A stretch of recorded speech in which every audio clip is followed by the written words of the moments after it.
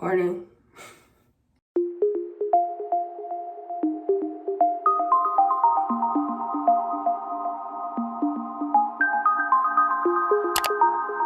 I had a very late start to the day.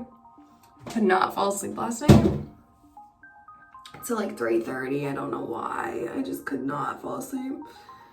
So I slept until 10:30 and I'm trying to go to the MoMA today and I'm trying to go to the city and I'm running super late. So let's get ready.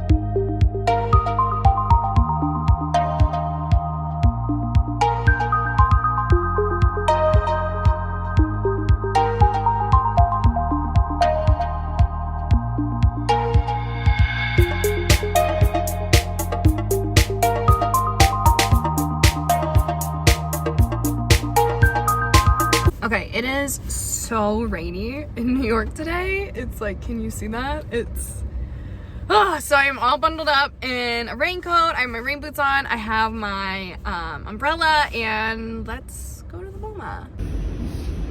This is the Manhattan Mountain train. The next stop will be 169th Street. I went on literally the busiest day of the year. I had to wait in line just to get in. Not like for a ticket, like literally just to get in. So waited in line, got in, and it's actually way bigger than I thought it was. And I went upstairs, and the first exhibit that I stopped at was Betty Sayer. I might be saying the name wrong, but you'll see it spelled in this clip. This exhibit was called Black Girl's Window, which combines family history with comments on social injustice. So it's kind of like this artist's family history combined with commenting upon social injustices that she feels as a Black woman. And I really loved this exhibit because she used found objects in printmaking, which are two of my favorite mediums. I don't do printmaking. I took like one class in it in college, but I loved it and I love printmaking. So it was a lot of like found objects and collage and combining like, you know, comments upon the social world. It was just so beautiful. The next piece that I saw that I loved was Cara Walker. The piece is called Christ Entering into Jerusalem, which, and to quote, invokes Christ's Christ's entry into journalism with prominent figures like Frederick Douglass and Martin Luther King. So I thought this was really cool. I liked the approach. I loved the size of it. I love big paintings. I love when things are of this size and they're making a statement such as this. So I really loved this piece. Another one that I saw, this wasn't a piece, sorry. This was an exhibit, and this was probably my favorite.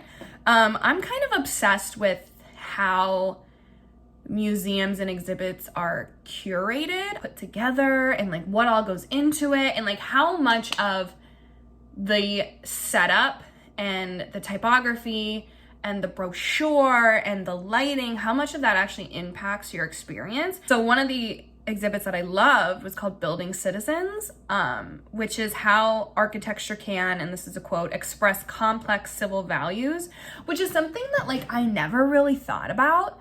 But basically how architecture can construct social status. And meaning like if you see, you know, a really beautiful, intricate house, and you notice all of the, you know, the craft features like the crown molding, or maybe you notice like details put into the, you know, the ceiling. I can't even like think of an example, but just when you see something incredibly detailed and well crafted, you assume that someone with money lives there, right?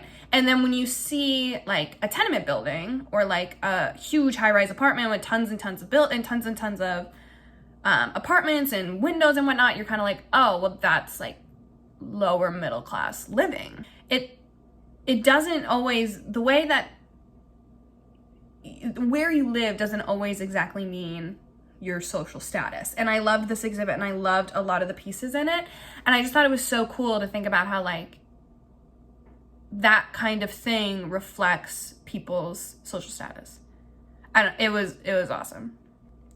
Another exhibit that I saw that I actually, like, to criticize just a little bit, did not think was big enough. And, like, I get it. It wasn't, like, supposed to be a focal point of the museum. Like, obviously the museum has the MoMA has 4 floors, and, like, each floor is dedicated to something. So, like, I get that this wasn't, like, the main exhibit, but I just felt like it was so small, and I didn't understand why. It was called Transfigurations, which... and this is a quote from the curatorial statement, dialogue between artists across nations and generations who have reimagined how women might be represented. And I feel like there is so much, and this is something else that I learned in my curatorial class, that like when you put a call out for art, you know, you have kind of a summary of your curatorial statement and what you're looking for, and then people send you work that they think, their work that fits the bill. And I feel like there is so much work out there that talks about this subject for it to be such a small exhibit. Like, I have literal artists in my life that I know that are wonderful, that have work that's about this. And, you know, I just feel like it was so small that it literally could have been the whole floor. And you could have had so many artists put in so much work. And I mean, it was beautiful to see the work that I saw, but I was like, that's it? So... I like to see something like that bigger. I then saw, this was my absolute favorite. Ellen Gallagher, she did these prints. They're literally so cool. The way they were framed is so cool. The way they were on the wall was so cool. She did these found prints redone like in her hand. And I love when art is sort of a recreation of the past. And like when you take a found object, in this case like a found print, and you reimagine it in your own way in like present day, I love art like that. And I love art that references pop culture. I love it. And I love collage. So it was literally all my favorite things like in one like artwork. And I couldn't get over it. I mean, they're so intricate and so beautiful and so funny, and make so many comments upon like what life was like then and what we are aware of now. Like just how much unawareness there was back then about the way that people are represented in these ads is is so interesting to see and so interesting to compare. And I spent so much time with this piece. I loved it. I didn't get a name for this one. I sadly didn't record it and I don't remember, but I just love, and I just want to make a comment about how this person's art was displayed, which is just scotch taped onto the wall. And I love that. I think there's something so accessible about it. And I do feel like art, especially like galleries, can be a little elitist. Not that they are, but that they can be seen that way. Just because of the way I think art has been represented through time. I think it can seem that way a little bit, but I love when art is just like hung up on the wall. I think there's so much accessibility to it that it makes it feel less prestigious and more like, what's the word I want? Just more intimate. It's more intimate, I think, personally. I then got to see Frank OHara, poetry as art, which I find really interesting, being a poet myself. And this is something that my professor literally told me to do like all the time when I was in college, is like incorporate my poetry into my art, because I was a poetry and painting major and I just could never get it right. It's so difficult to do right, I feel like, because yes, I could just paint something and write a poem on it, but like, what does that mean? And then like, I could just like take my poems and draw on them, but like, what does that mean? Like I think it's so difficult to get text right in a work of art. And I think this was very interesting to just literally have his poems, because that's literally what it was. It was just like his poems typed underneath glass. And I think that's really interesting to think about, like the visual representation of poetry, because it's true. It's true. There is a difference between hearing a poem and reading it and seeing it on the page. And there's something that happens on the page that doesn't happen verbally, right? And that I think is very interesting. And I don't know, it just made me think more about like my poems as visual art. So that was cool. The next project that I saw was Projects 110, Michael Armitage, which was a combination of real and surreal. And this is a quote from the statement: merges memories of Kenya with media depictions of East Africa. And the painting that I love that I show in this clip is called The Promised Land, where basically he's mixing like two perspectives, one of his memory of Kenya and then one of how the media would portray that memory, which I found to be so interesting to think about, like, because I'm obsessed with memory and that's kind of the work that I do in my visual art, is like thinking about memory and what that means in your brain presently. And I found it really interesting to look at, okay, this is how I remember this thing, and this is how the media wants me to remember this thing. And that was very, very interesting to think about. So yeah, overall, I think the MoMA is beautiful. I think it's constructurally and architecturally beautiful.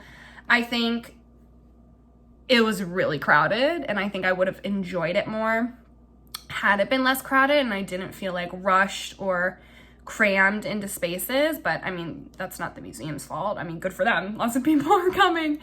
But yeah, I think overall it was really beautiful. I can't wait to go to more museums. And if you liked this video and you liked seeing like art in museums, because it's something I'm really passionate about, to talk about art and to talk about the effect it has on me. And I don't think people look at art enough, and I don't think people understand art enough. I think more people should go look at more art, because I think it can speak to them about present day, because I feel like it's so hard to like, there's so much information being thrown at us constantly, which yes, I understand makes us more aware of things, but also it's kind of like your brain gets like overwhelmed and on overload, and you can't really like process and make a personal connection between the news that you're hearing and how you actually feel about that. And I think so often art can do that for you, where it's like, here's this thing that I'm hearing, here's me over here and what I think I should think about it. And then art is this bridge between that's like, oh,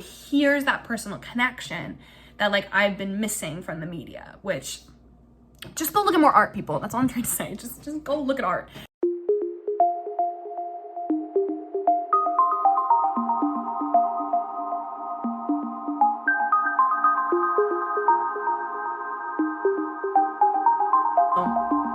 Hope you enjoyed.